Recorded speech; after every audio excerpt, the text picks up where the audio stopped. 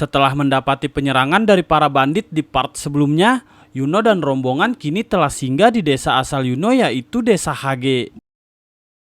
Di dalam gereja, Suster Lily dan Bapak Pendeta menyajikan beberapa makanan khas dari Desa Hage. Bapak Pendeta mengatakan jika semua hidangan itu bisa mereka sajikan berkat Asta dan Yuno yang menyisihkan uang gaji bulanan mereka sebagai kesatria sihir. Bukan hanya itu, berkat kiriman dari mereka berdua, lantai-lantai gereja yang sudah rusak kini bisa diperbaiki. Di tengah perbincangan, Suster Lily kemudian izin keluar untuk mengambil air minum yang sudah habis. Saat Suster Lily sedang berjalan, tiba-tiba saja Salim menghampirinya dan memberikan jubahnya kepada Suster Lily karena cuaca di luar sedang dingin. Selesai dengan urusan air, Suster Lily kemudian berjalan kembali menuju gereja. Tapi yang terjadi, Yuno dan semua orang yang mendengar suara bising di luar kemudian berlari untuk mengecek kondisi di sana. Ternyata di luar hanya ada pecahan gentong air dan Klaus menemukan pin tengkorak yang sepertinya milik para bandit yang sempat menyerang mereka. Salim yang merasa bersalah mengatakan mungkin saja Suster Lily diculik karena ia mengenakan jubah miliknya yang merupakan anggota kerajaan. Di tengah ketegangan, Yuno mengatakan jika dirinya akan pergi untuk mencari Suster Lily. Tetapi Klaus melarangnya karena mereka harus segera menyelesaikan misi pengawalan. Klaus cukup mengerti perasaan Yuno, tetapi ia meminta Yuno untuk menyerahkan masalah ini kepada pihak berwajib yang berada di sana. Yuno yang paduli bagong mengabaikan perintah Klaus dan pergi untuk mencari Suster Lily. Di tengah pencarian, Yuno menemukan salah satu dari anggota mereka. Anehnya, orang itu mengetahui nama Yuno dan yang terjadi.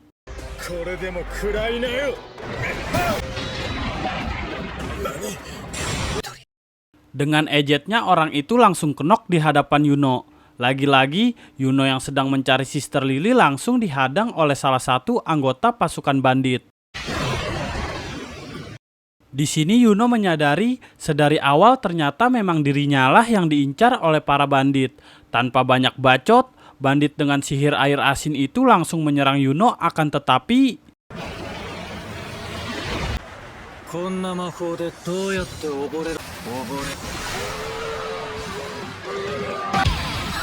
dua bandit kini berhasil dikirim ke lobi dan Yuno pun melanjutkan pencariannya. Lagi-lagi dan lagi-lagi, di tengah pencariannya, Yuno kembali dihadang oleh salah satu anggota mereka, tapi apa bang? Yuno berhasil menang ejet lagi kan? No.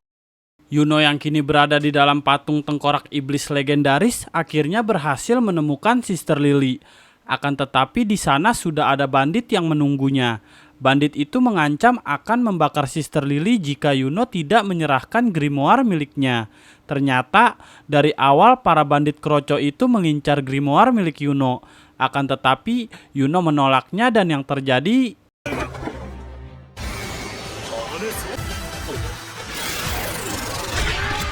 ternyata Klaus dan Mimosa menyusulnya dan berhasil membuat kenok bandit terakhir. Yuno pun berterima kasih kepada Klaus dan menanyakan mengapa dia bisa datang ke sini. Klaus menjelaskan jika sejak awal dirinya sudah curiga jika yang diincar para bandit itu bukanlah Salim melainkan Yuno. Klaus juga curiga dengan Salim yang merupakan keluarga bangsawan tetapi rela mengunjungi dan memakan makanan dari desa terpencil. Dan yang paling mencurigakan adalah Salim yang telah kalah dari Yuno di ujian masuk malah meminta dirinya untuk mengawal Salim dalam perjalanan kali ini. Karena hal itulah, Klaus meminta Mimosa menggunakan sihir bunga kejujuran miliknya. Ternyata semua kecurigaan Klaus benar adanya. Salim memang dari awal membenci Yuno dan meminta para bandit untuk mencuri grimoire miliknya. Karena hal itulah Klaus dan Mimosa langsung menyusul Yuno menuju ke tempat Suster Lily.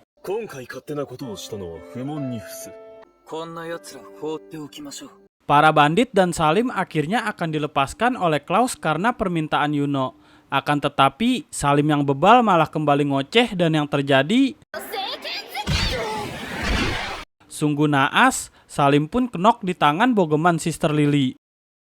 Dan ternyata salah satu dari bandit itu adalah kaisar sihir yang menyamar demi melihat langsung kemampuan yang dimiliki Yuno. Ini dia gabut apa gimana sih? Yuno dan semuanya kini sudah berkumpul kembali di dalam gereja desa Hage. Bapak pendeta, Sister Lily, dan para bocil di sana langsung berterima kasih kepada Yuno dan yang lainnya. Keesokan harinya, Yuno, Klaus, dan Mimosa yang telah sampai di markas Golden Dawn langsung melapor kepada komandan mereka. Komandan William mengatakan jika Kaisar Sihir telah mengakui kinerja mereka dan memberikan bintang penghargaan kepada mereka.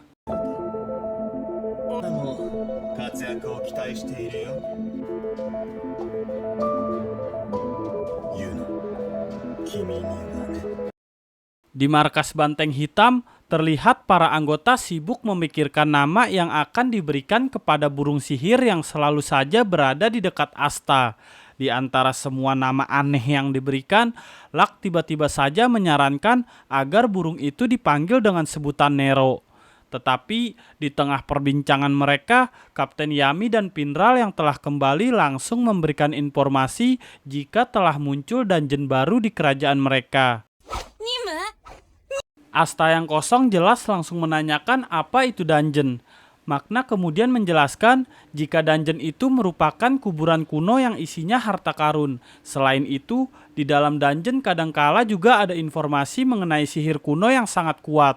Bukan hanya sesuatu yang berharga, di dalam dungeon juga terdapat jebakan mematikan yang telah disiapkan agar harta yang berada di sana tidak jatuh ke tangan orang yang salah.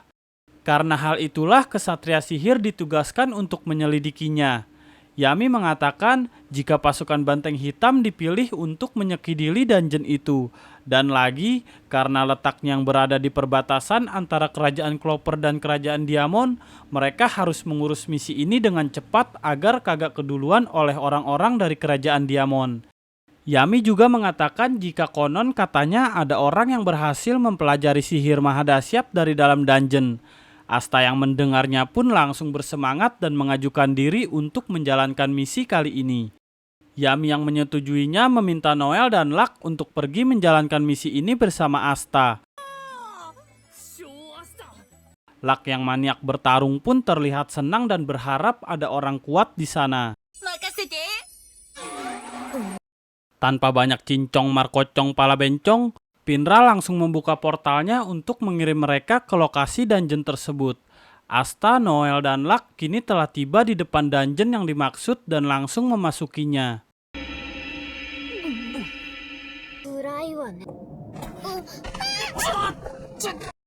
Luck dan Noel merasakan banyaknya aliran mana yang berada di sana.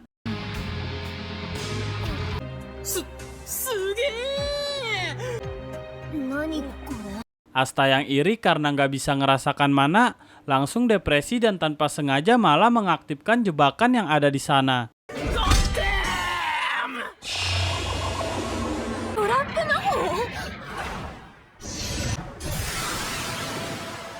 Berhasil lolos dari jebakan itu, dengan usilnya Luck malah membuat Asta mengaktifkan jebakan yang lainnya.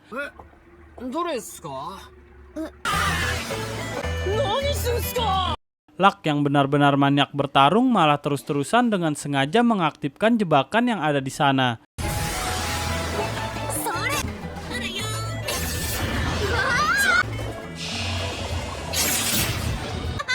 Asta dan Noel yang melihat tingkah gila Luck pun mulai cemas dan ketakutan jika harus berlama-lama berada di dekat psikopat ini.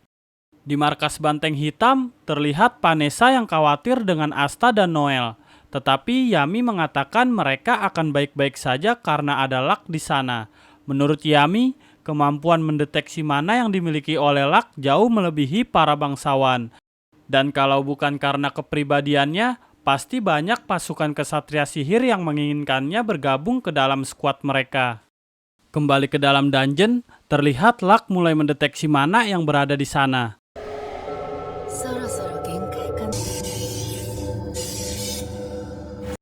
Luck menyadari jika ada beberapa orang di dalam dungeon ini. Tanpa peduli Bagong, dengan gendengnya Luck langsung mengeluarkan sihirnya dan langsung pergi meninggalkan Asta dan Noel guna mengejar orang yang paling kuat.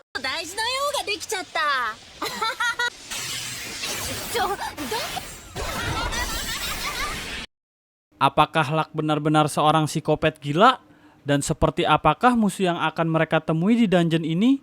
Gua jamin di part selanjutnya kalian akan menemukan pertarungan kacau nan badas cuy.